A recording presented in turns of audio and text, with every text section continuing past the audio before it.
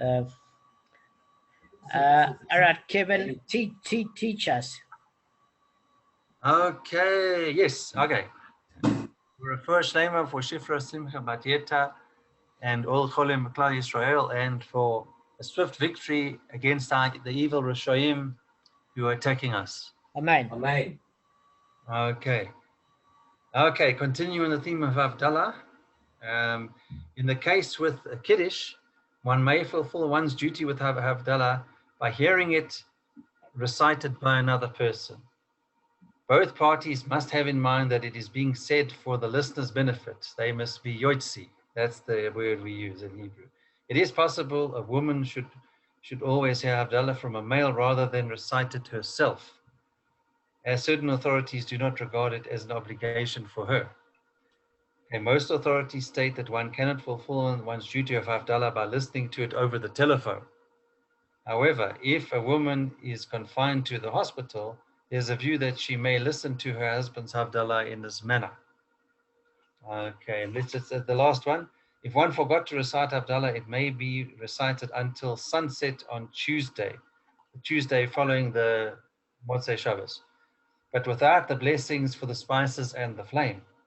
Children who are not awake for Havdalah at the termination of Shabbos are not required to recite it afterwards.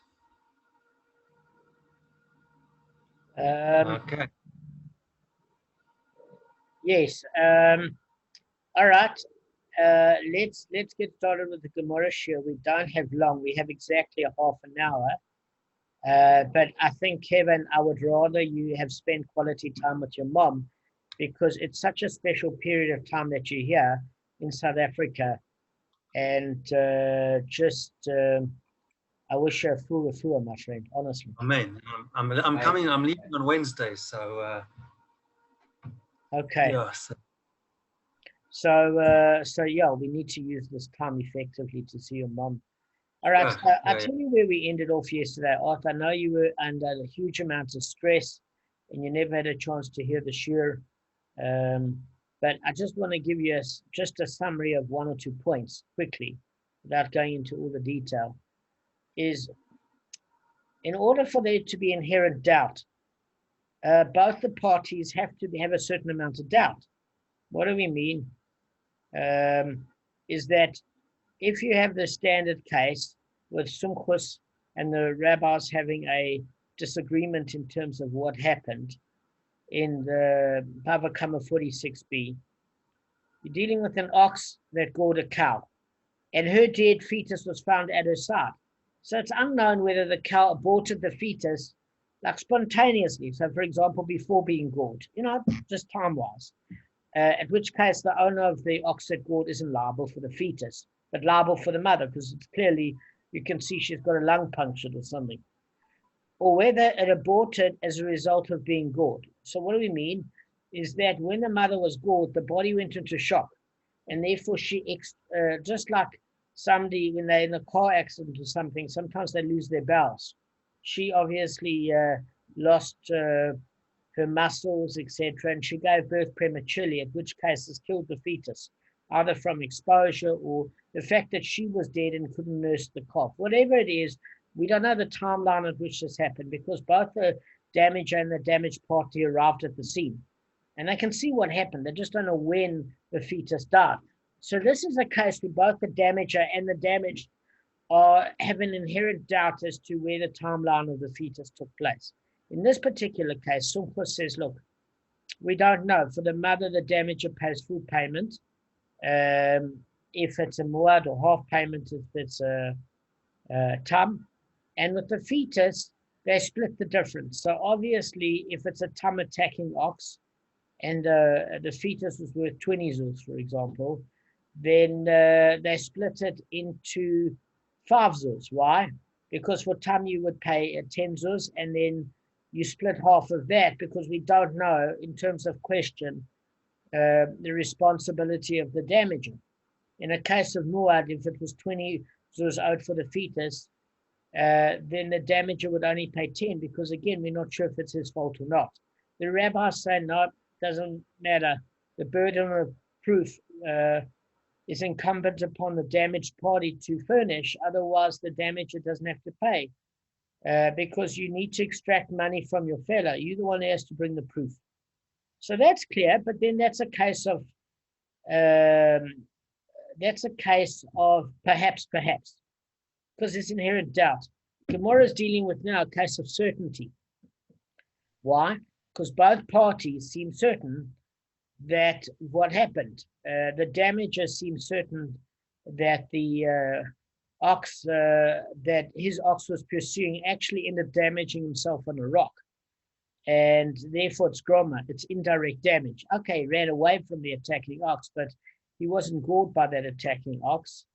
If you remember 2 days ago, Kevin asked a great question. He said, but surely you can see if somebody's lung is punctured by a horn compared to if it was shattered by a bone on the rock. I mean, it looks different. I said to him, he's completely correct.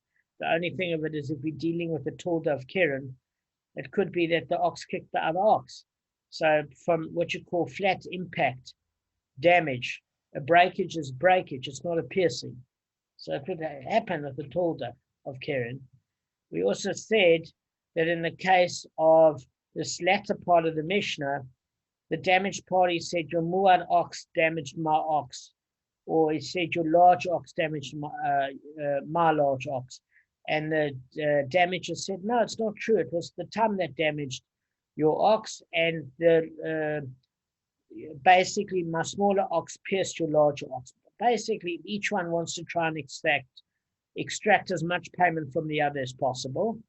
And then that's a case of certainly and certainly. It appears from the Gemara. Why?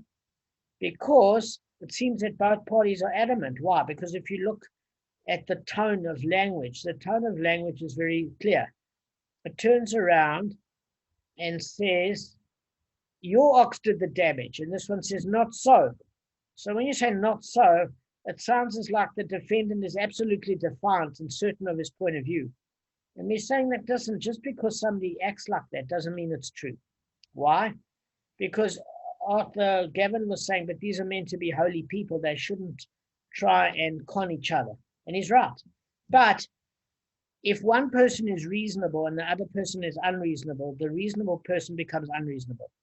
What I mean is if Gavin turns around to me and says, look, I don't know what happened here. I can see my ox is damaged. I don't know if you owe me more money or less. It could be that you owe me full payment or half payment. I'm not sure. Can we come to, let me just put this phone off. Can we come to some sort of a compromise, so to speak? In other words, I don't want to take more money from you than I borrowed at all. And I don't want to get paid less than you owed. So we don't know what happened. Maybe we can split the difference. Somebody comes up to me reasonably like that and says they don't want to lose money, but they don't want to take advantage of me. I'm prepared to say, maybe let's meet each other halfway. But if somebody starts shouting at me and said, it was your muad ox, you owe the maximum, it was your large ox, I say, prove it. I'm not interested in you. And your reaction is begotten by the reaction that you receive from the other person.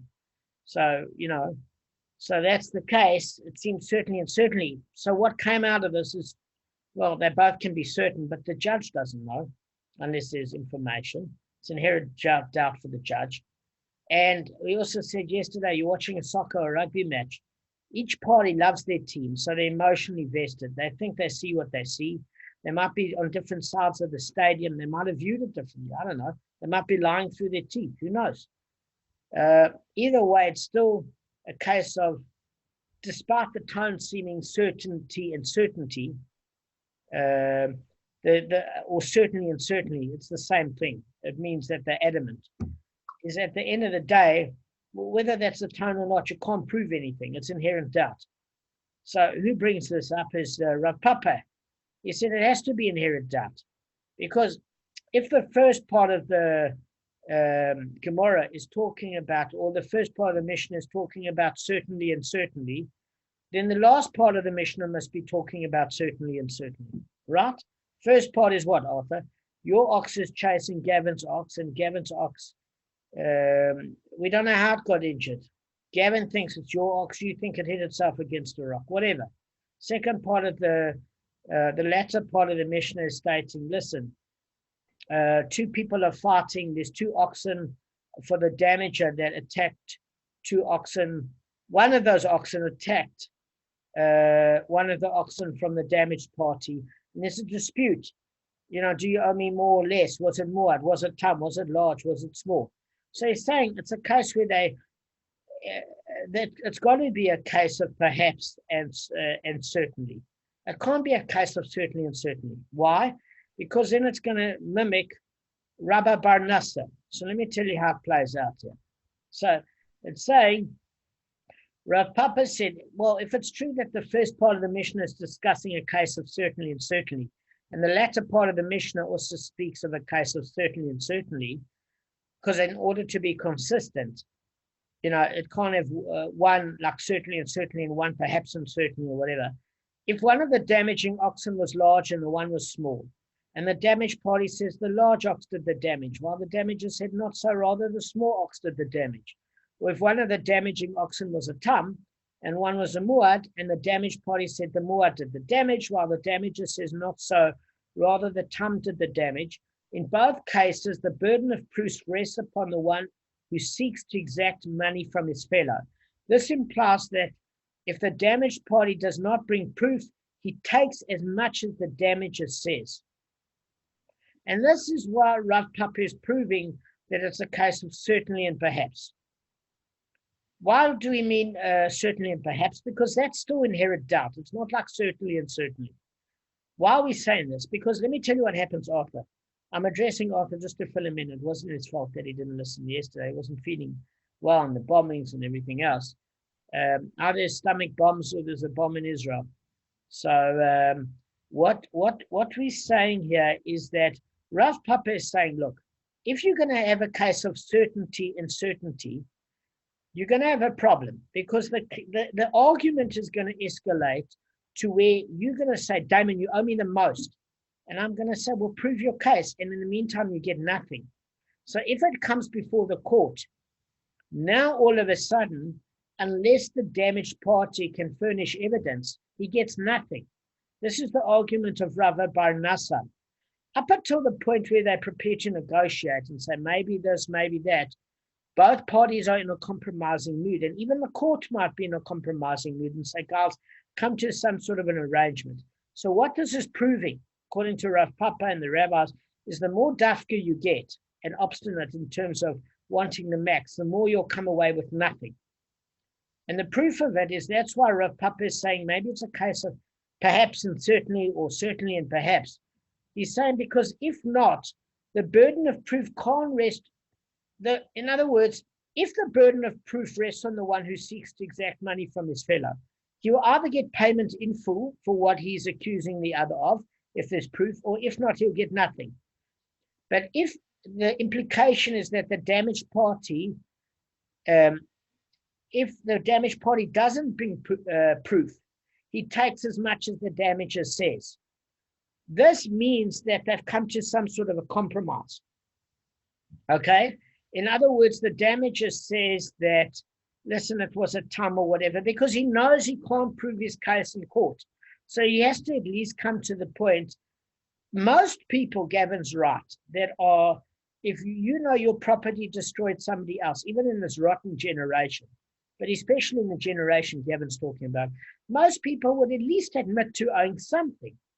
They might say, I don't owe you the maximum. It wasn't my muad ox, it was my tam, or it was my small ox that attacks your large ox.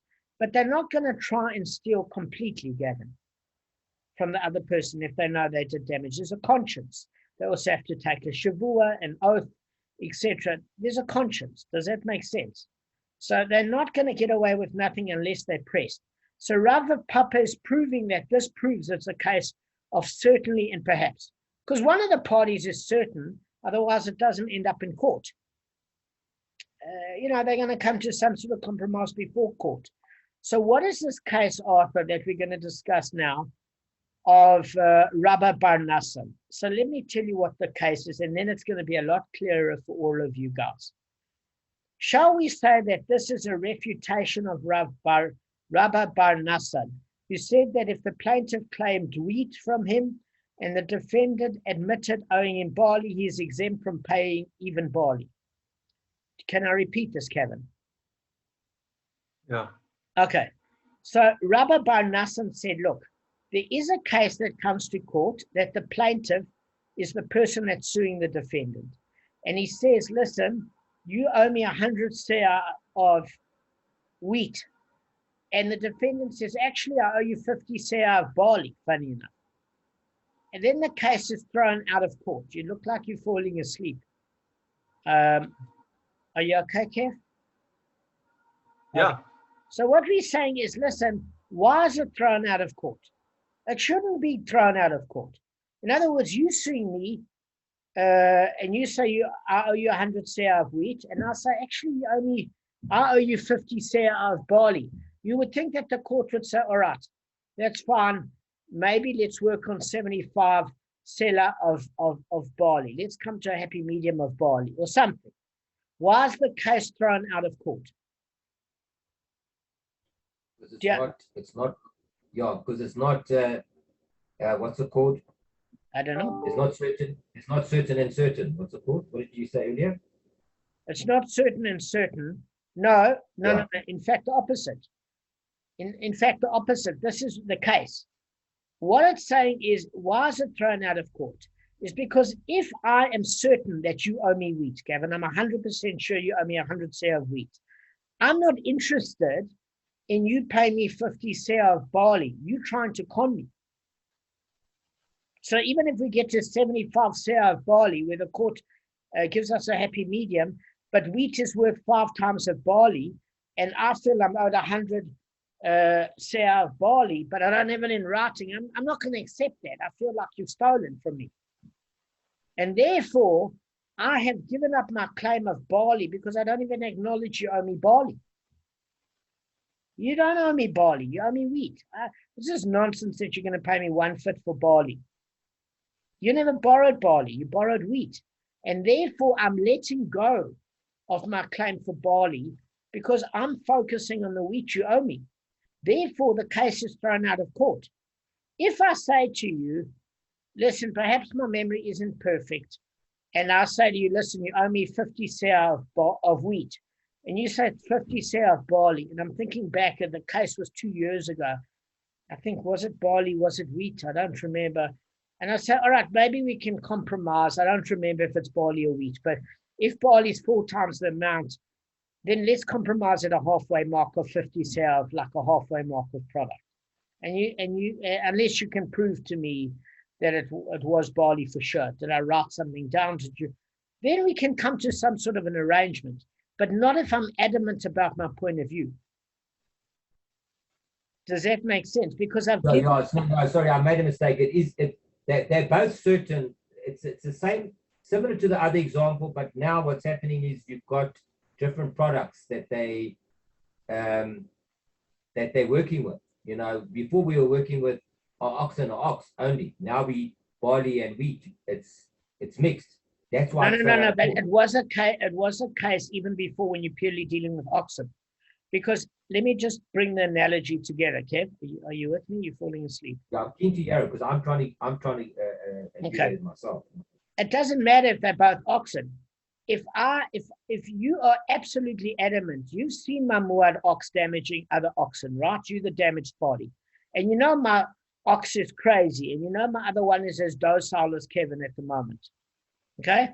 Then in that particular case, if the ox is nice and chilled and relaxed, and you've been to my farm next door, and it wouldn't hurt anybody. It's a relaxed ox, you know, it's like chilled and everything. Kevin's nice and chilled. And it's and other oxes, an ox like me, that would go for something twice its size. It's been warned. It's going to land up in a reformatory. It's crazy. And you know, I've only got 2 oxen. You are totally sure, Gavin, that my ox. And why do I say my next door neighbor? Because most often, like if you've got Israel and Palestine, or the Irish, you've got the Protestant and the Catholics. Right. People from opposite sides of the world don't kill each other. They never see each other. People kill each other because they live next door to each other, because that's where the point of contact is. So I'm saying, you know my oxen, I've only got 2. The one is pathological, and the other one is like Bob Marley docile. Okay, and if that's the case, you're not, even if we're talking about oxen. Kevin's funny. So Kevin, don't make me laugh. So at least it means that he's awake. That's a good thing. So what we're saying is, Gavin, if you're absolutely sure my Muad ox is a habitual gorer and it's the only aggressive ox I have, and the other one's as docile as anything, then you are not prepared to entertain the clause that my Tam ox attacked and killed your ox, where I get away with half payment. You're not prepared to even entertain that. You know it's not true. You know it's not true. Am I wrong?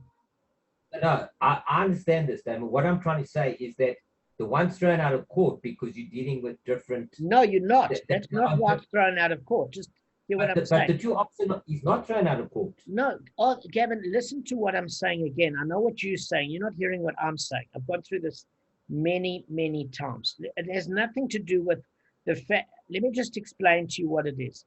It's the principle of certainty that this argument occurs with Rav Pappa and with Rabbi Kamma's son. It's not a case of dealing with different products. You write that certainty can occur when there's an argument about the type of product. That is a platform for an argument, but that's not what they're arguing over. They're arguing over payment, okay? It's not because you're dealing with different things like oxen and sheep or wheat and barley. That's not the essence of the problem here. The essence, because you're right, it's something I had to read again and again and again. So I'm going to explain this again. I just want you to keep an open mind here. No, I'm listening now. Is the fact of it is the argument when we're having our example, me and you as neighbors, is you know for a fact that I'm trying to get out of payment and that I'm saying that it was my Tam ox that damaged your ox, and you're not prepared to entertain lies. And therefore, you are not prepared to accept half payment of Tam because you know that I'm trying to get out of half the payment. And you know my Tam ox is so docile, it barely stays awake, whereas the other thing was a lunatic, and it has a case history of attacking anything that moves. You know I'm lying. So if that's the case where you know I'm lying, then you're not prepared to entertain getting half the money and letting me bamboozle you. So then you go to court all steamed up and say, no, it was your Muad ox that attacked. Ask anybody, that ox is crazy. It's got a history, okay? And you end up losing the case because according to Rabbi Kamma's son, the principle is you weren't prepared. You already gave up on getting paid by my Tam ox half payment damages. You're not even interested in that. You want what is fair. And since you gave up on that, that's the basis that you can't claim half payment for Tam if you lose the case. Yeah, can I just interrupt you for 1 second? Just yes, observation. Doesn't with gosh, shit, I've gone blank. Damon, carry on. I'll interrupt you just now. Sorry, I've just gone blank. Okay, so what I'm saying is it's like this Vodacom example. Damon, let me go quickly. Surely when you go to court, the court will say, I mean, if there's a Muad ox and a Tam ox and you're not sure which one, 99% chance that it has to be the Muad ox, virtually. Yes, but you can't do it unless there's evidence, because even though we discussed this yesterday, I'm going to explain it again. You are right that the statistical probability of the Muad ox damaging your ox is higher than the Tam because it's got a track record of habitual goring. But just because that's the case, I can decide that I want to make some money. Say I've got an ox that has got cancer, okay, and it's a lazy thing. A cow that's got cancer and it's a lazy thing. And it's got like a few months to live. What's the laziest animal you've ever met? And I can't get Betsy to do anything. She just eats all day. I've got this idea that there's a reputation around town that my next door neighbor's ox has gored before. So what I'm going to do is I'm going to take my ox near your Muad ox, and I'm going to aggravate it or something, or give a story that it was your Muad ox because I want to extract payment. And the principle is, unless you've got evidence, you can't, you know what is the equivalent of, let me just give you an example, Gavin. You're right statistically. I'm happy with that example, David. No, but I've got a better one. Just let me finish. Okay. from the Shawshank Redemption. There's a scene from the Shawshank Redemption where he gets released on parole and he cannot get a job. Now he's done 20 years in prison because anything that goes wrong, they're going to think he's guilty, no matter, even if he is reformed. If you hire a criminal and he's been clean for years and some laptop goes missing, the first thing that you're going to think of is it's that criminal that you hired that's on probation. And in fact, maybe the 18-year-old looks at the criminal and figures, you know what? They're going to pin the blame on him because he's got a bad track record, and therefore I'm going to steal the laptop. So therefore, what we're saying here is the issue is not, we're not dealing with sheep and ox, and the fact that you relinquish payments is because you're dealing with a different product. Yes, it can occur that with a different product, there's a different price value. You're absolutely correct, Gavin. But what we're saying is the issue that Rabbi Bar Nassan is talking about is as follows, and this is explained by the Rosh, okay? He is exempt from paying even barley because the plaintiff, by claiming wheat, in effect has said, I did not give you barley. Thus he has forgiven any debt of barley. That's according to Rashi. Similarly, when the damaged party in our Mishnah claims with certainty that the Muad did damage, he is in fact saying that the Tum did not do the damage, thus in effect forgiving all claims on the Tum. Yeah, got it. Thanks. Pleasure. Thank you. Pleasure.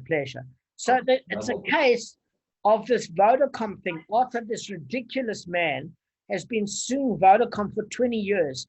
He was owed 48. Vodacom said they're paying out 48 million rand, right? Guy didn't want to take it. He's been suing for 20 years to get 10 billion rand because he gave an idea of please call me. He doesn't own a network. He gave a stupid idea that turned out to be profitable, but he couldn't make money on that idea because he doesn't have cell phone networks and operating in tens of thousands of employees. And now he thinks he's entitled to 10 billion rand to share half of all the money that Vodacom made on his please call me idea. He never had the infrastructure to implement it. So they offered him 48 million.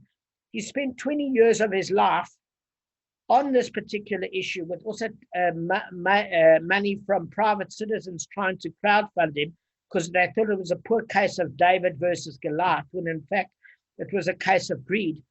And he's going to get away with hardly anything. And even if he gets away with the 48 million, he's lost 20 years of his life and 10 million rand or 20 million rand of court fees.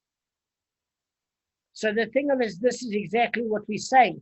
It's called the dog in the reflection. There was that fable by Aesop where a dog has a bone in its mouth. It looks over the water and sees its reflection in the water and sees a bigger dog and a bigger bone because water expands the reflection. And in order to grab the other bone, it opens up its mouth to grab the water, at which it sees another bone and loses its original bone. Or a person that throws away a 30-year marriage because of some coos that he sees, that's a 10 out of 10 and she's 20, and his wife that's been supporting him is 45, and she supported his nonsense for 20 years. And all of a sudden, this young woman thinks he's the sun and the moon and the stars, but she doesn't have to live with him. So he's ruining. I can't hear you. You're on mute.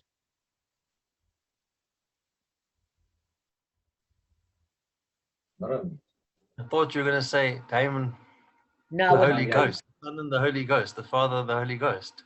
No. Arthur, what are you going to say? I can't hear a word you're saying. There's no microphone. Check your volume. I can't hear you. Maybe it's a problem here. Kev, can you hear me now? Now we can. Yeah. Put the volume higher. Can't hear you at all. Okay. No, there's a problem, Arthur. Okay. How about now? Yes.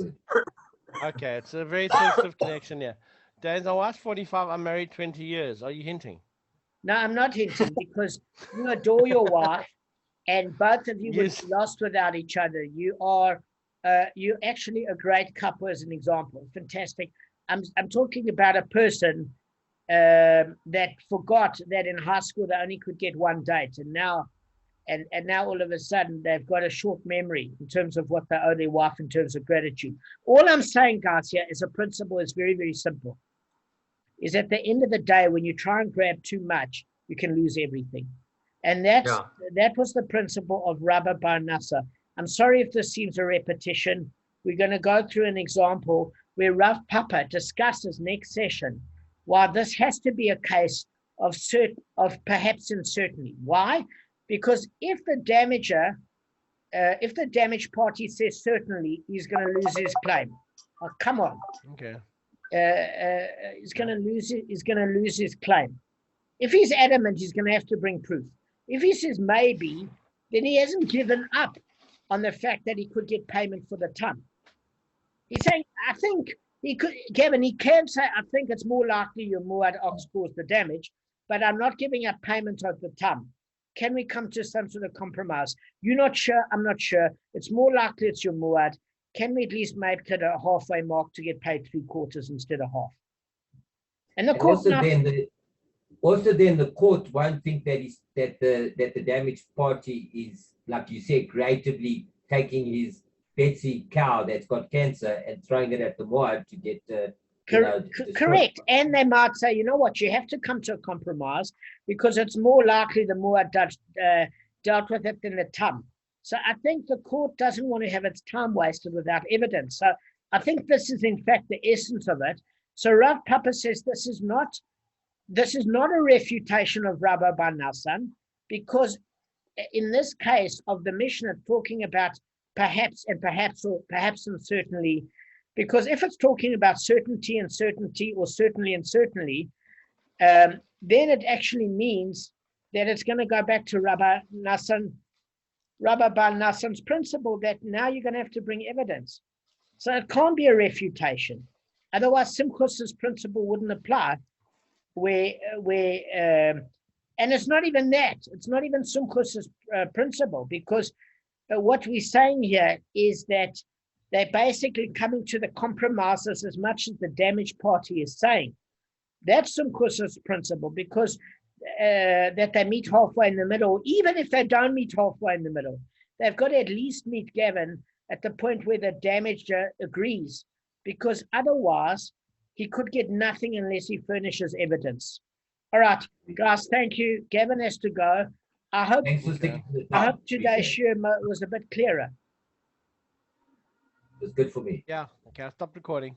All right, I know you guys think we're going through the same thing again and again, but would answer questions. All right. No, Damon, sorry, the Bavli story, I didn't get that. Can you just go over that? That's fine. Gavin has to go. Gavin, no, you stay on, Kevin. Guys.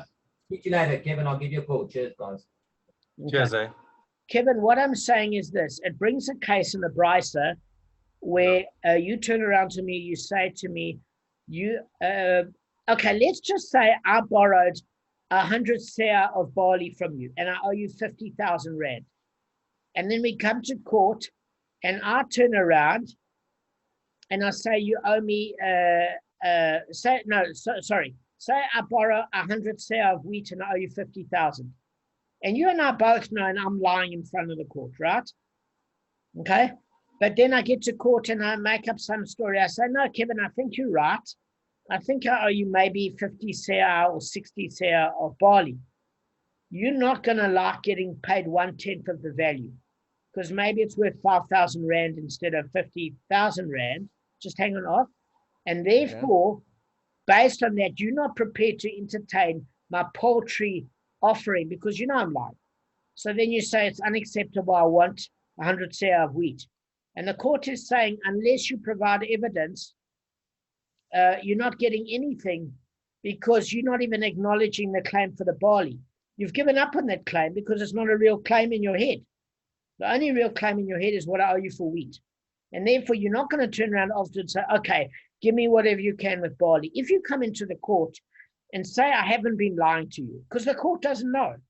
And I said, listen, Kevin, I think it was barley, not wheat. And you say, I think it was wheat, but I'm pretty sure, but I'm not sure.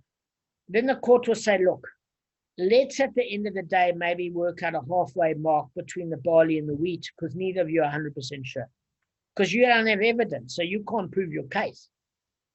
But if you're not even prepared to compromise, then unless you can prove Nice. line, Okay. Just like you've got an a problem. example. Okay. Yeah. Can you hear me now? Yeah. Okay, so Kev, it's quite simple. I'll put it in an analogy you can understand. I borrow you $100,000, okay, or you borrow $100,000, and actually owe me 100,000. You come in, I actually owe you 100,000 Zimbabwean dollars, okay. I'm not going to settle for 100,000 Zimbabwean dollars, Yeah, he's even right. 50,000, because I know the value is totally wrong. He's Okay, right. so my value system stuck on $100,000 on US dollars, and you would offer me, or even Australian dollars, right? You offer me Australian dollars, which is weaker. I want what I paid. Yes, I don't want and to get that less than example South of what Arthur's used is what I need to send to Gavin, because Gavin was confusing the issue of barley and wheat. It has nothing to do Yeah. with barley and wheat. Yeah, It has it's to the do value with, of the item you're holding in your head.